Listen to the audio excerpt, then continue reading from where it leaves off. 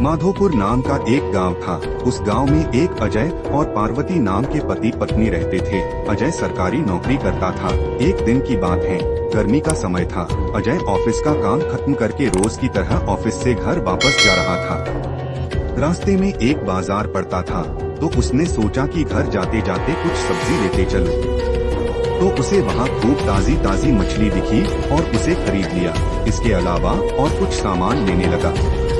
सामान लेते लेते उसे समय का पता ही नहीं चला। काफी अंधेरा हो चुका था। घर थोड़ा दूर था, तो वह सोचा कि सीधे सीधे रास्ते से जाऊंगा तो और काफी रात हो जाएगी, इसलिए आज जंगल के रास्ते से जाता हूँ, जल्दी पहुँच जाऊंगा। वह जंगल की ओर अपनी गाड़ी घुमा लिया। काफी अंधेरा हो चुका था और अजय तेज गति से गाड़ी चला रहा था। थोड़ी देर बाद उसके गाड़ी के सामने एक औरत आ गई और अजय झटके से ब्रेक मारते हुए गाड़ी को रोका। अजय उस औरत को देखा। वह औरत बड़ी सी घूंघट डाल रखी थी और जोर जोर से रो रही थी। अजय उससे पूछा कि कौन हो तुम और तुम्हारा घर कहाँ है? इतनी रात को इस घने जंगल में क्या कर रही हो? लेकिन वह अजय को कोई भी सवाल का जवाब नहीं दे रही थी और बस रोए जा रही थी। उसके रोने से ऐसा लग रहा था कि पूरा जंगल ही गूंज रहा है। अजय ने सोचा कि शायद किसी मजदूर की पत्नी होंगी जो रास्ता भटक गई है।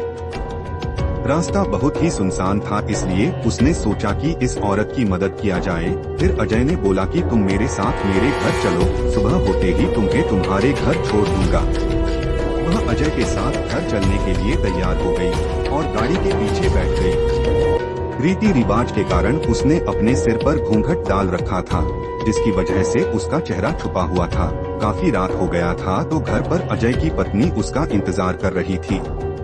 जैसे ही घर के बाहर गाड़ी की आवाज सुनाई दी, वैसे ही पार्वती दौड़कर बाहर आई। उसने अजय के साथ एक औरत को देखा, तो उसने अजय से पूछने लगी कि ये कौन है जो तुम्हारे साथ आई है?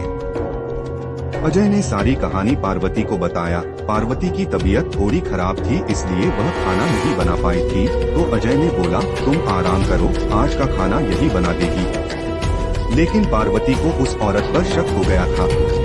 उसे लगा कि ये कोई साधारण औरत तो लग नहीं रही है, शायद यह कोई चोरनी होगी जो चालाकी से घर का सामान चुराने आई है।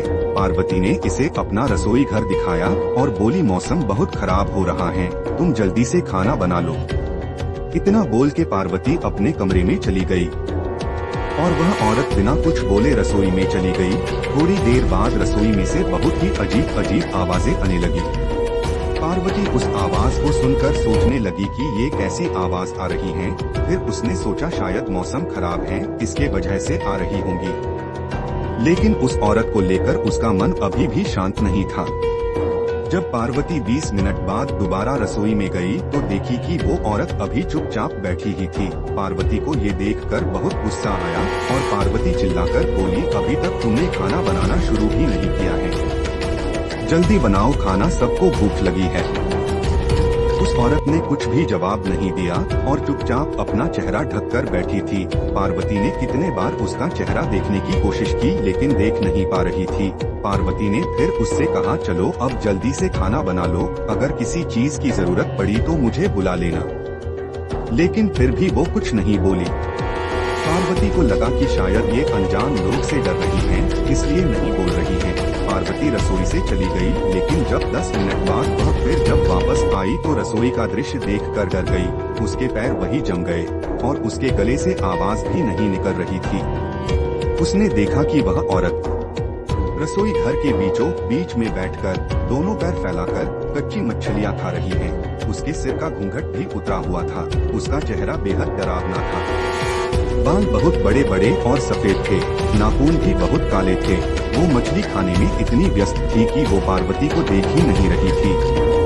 पार्वती उसे देखकर चिल्लाई नहीं की और ज्यादा अपना खतरनाक रूप न बना ले।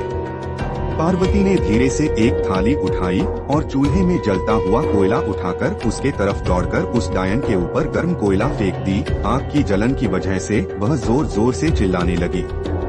उसकी आवाज इतनी तेज थी कि उसे सुनकर सारा गांव इकट्ठा हो गया। पार्वती ने उसे आग दिखा दिखाकर अपने घर से बाहर की। वह आग की डर से सीधा जंगल की ओर भाग गई, फिर वापस उस गांव में कभी नहीं आई।